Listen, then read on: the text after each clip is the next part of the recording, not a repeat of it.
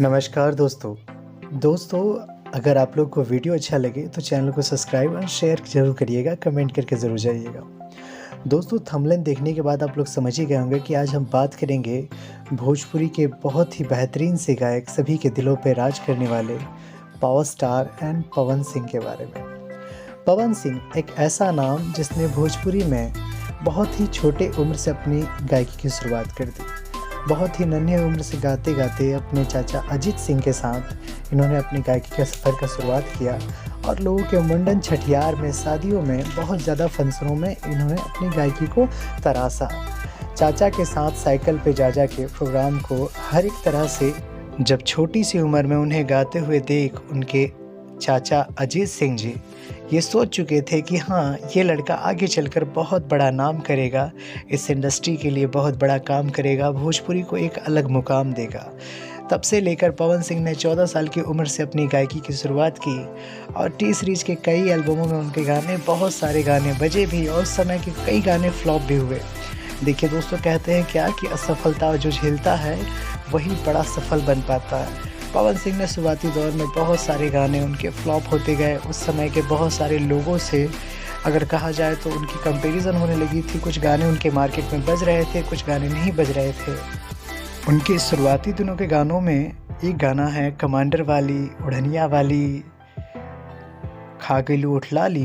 ये बहुत सारे गाने हैं जो उनके शुरुआती दौर के काफ़ी सफल गाने रहे और बहुत ज़्यादा सफलता की ओर उन्हें ले गए और एक नाम बन गया पवन सिंह। तो पवन सिंह की संगीत में रुचि का अंदाज़ा आप इस तरीके से लगा सकते हैं कि वो कैसेट के दौर से लेकर डीवीडी के दौर तक और आज डिजिटल के दौर में भी आप लोग को एंटरटेन कर रहे हैं। देखा जाए तो कैसेट के दौर में भी उनके गाने बहुत धड़ल्ले से बिके थे और सीडी के जब दौर आए, जब डीवीडी सीडी का दौर आया, तब बहुत सारे गाने उनके मार्केट में अनगिनत बजे और बहुत ज़्यादा पब्लिक ने उन्हें प्यार भी दिया। पर जब डिजिटल का दौर आया, डिजिटल के दौर के साथ बहुत सारी कठिनाइयाँ झेलते हुए भी, उनके जीवन में बहुत सारे उतार चढ़ाव होते हुए भी उन्होंने उन चीज़ों का सामना किया और सामना करके लोगों का एंटरटेन आज तक करते रहे। और भोजपुरी इंडस्ट्री में बहुत सारी एक से बढ़कर एक फिल्में भी थी।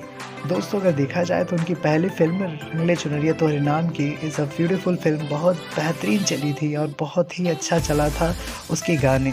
हालांकि वो फिल्म कुछ कमाल नहीं कर पाई थी, पर उसके गाने बहुत ज़्यादा पसंद किए गए थे। उसके बाद बहुत सारे जोगी धीरे धीरे, प्रतिज्ञा, बहुत सारी ऐसी फिल्में आई जिसमें पवन सिंह का एक अलग ही रुख दिखा। पवन सिंह एक, और उसके बाद एक ब्लॉकबस्टर फिल्म सैया के साथ मड़ैया में।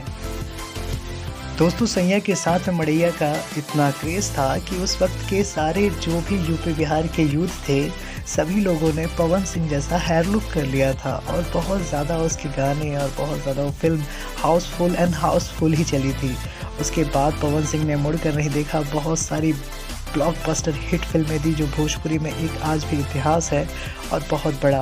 और कहा जाए तो जब डिजिटल का दौर आया उसके बाद पवन सिंह ने मुड़ कर नहीं, और देखा जाए तो पायल देव के साथ और बहुत सारे गाने, और भोजपुरी की अगर कहा जाए तो बॉलीवुड का बहुत बड़ा चैनल टी सीरीज से जब उनका गाना आया आँख उठी मोहब्बत भोजपुरी वर्जन, तो इसने तहलका ही मचा दिया। बहुत सारे ऐसे गाने हैं जिसमें रिकॉर्ड ही कायम किया है पवन सिंह ने, इसीलिए तो वो कहे जाते हैं और लोगों ने दिया उनका नाम पावर स्टार पवन सिंह।